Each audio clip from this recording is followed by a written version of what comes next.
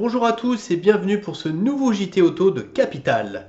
Au sommaire cette semaine, la nouvelle DS4, les voitures de collection les plus convoitées en 2020, les bons débuts commerciaux de la Peugeot 208 cette année, ou encore cet éleveur breton qui veut transformer l'urine de porc en carburant.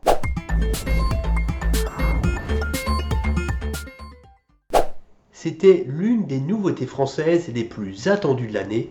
Voici la nouvelle DS4. Et elle se démarque, cette nouvelle DS4, par des proportions inhabituelles. Sa ligne de toit très fuyante vers l'arrière la rapproche un peu des coupés, tandis que ses grandes roues la rapprochent davantage de l'univers des SUV. À l'intérieur, DS a dessiné une nouvelle planche de bord très verticale et on retrouve également quelques originalités à l'instar de ce petit écran devant le levier de vitesse qui permet de contrôler certains raccourcis du système multimédia. Système multimédia qui d'ailleurs aussi a complètement évolué et est beaucoup plus ergonomique que les anciens systèmes connus chez PSA. Sous le capot, la nouvelle DS4 aura des motorisations essence de 130 et 180 chevaux et un diesel de 130 chevaux. Mais la principale nouveauté, c'est l'arrivée d'une version hybride rechargeable de 225 chevaux.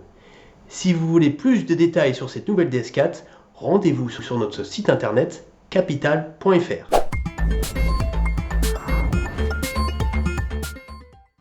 Et dans l'actualité cette semaine, il y a ce partenariat signé entre Ford et le géant du web Google.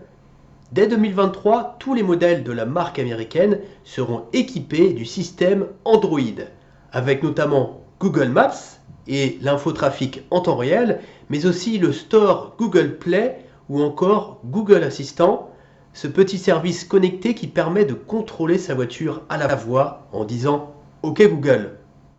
Attention à vos points si vous croisez une Volkswagen Passat de dernière génération sur le bord de la route. Selon le site radarauto.com, ce modèle allemand, très connu pour son design assez passe-partout, serait de plus en plus utilisé par les forces de l'ordre pour procéder à des contrôles de vitesse.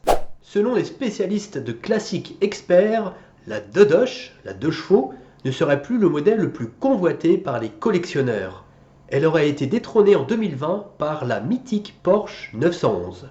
À la 3e place, on retrouve la Ford Mustang devant la Mercedes SL, la coccinelle de Volkswagen ou encore l'Austin Mini. Et terminons les news de la semaine par les chiffres de vente du mois de janvier. Très bonne nouvelle pour Peugeot, dont la 208 rencontre toujours un vif succès en France. Au mois de janvier, c'est le modèle le plus vendu au global, mais également sur le segment des voitures électriques. La i208 se permet même de dépasser la Renault Zoé, qui était jusqu'alors solidement accrochée à sa première place.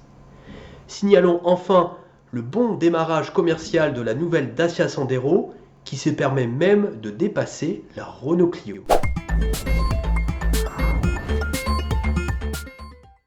Cette semaine, Capital a pris le volant de la nouvelle Peugeot 508 PSE. C'est une voiture sportive développant 360 chevaux mais échappant à tout malus écologique. Son secret se cache sous le capot. C'est une motorisation hybride rechargeable permettant de consommer raisonnablement à allure normale et quand la batterie est chargée, ou alors d'affoler les chronos quand le mode sport est enclenché. Retrouvez l'essai complet de cette nouvelle 508 PSE sur notre site internet capital.fr. Et on termine ce JT par ce projet fou mais sérieux d'un éleveur breton qui veut transformer l'urine de son élevage de porc en carburant. Il explique que l'urine est composée essentiellement d'eau et que seulement 20 litres permettraient de produire 1 kg d'hydrogène, de quoi permettre à une voiture électrique de rouler sur une distance de 100 km. Est-ce un nouveau pas vers une énergie totalement verte ?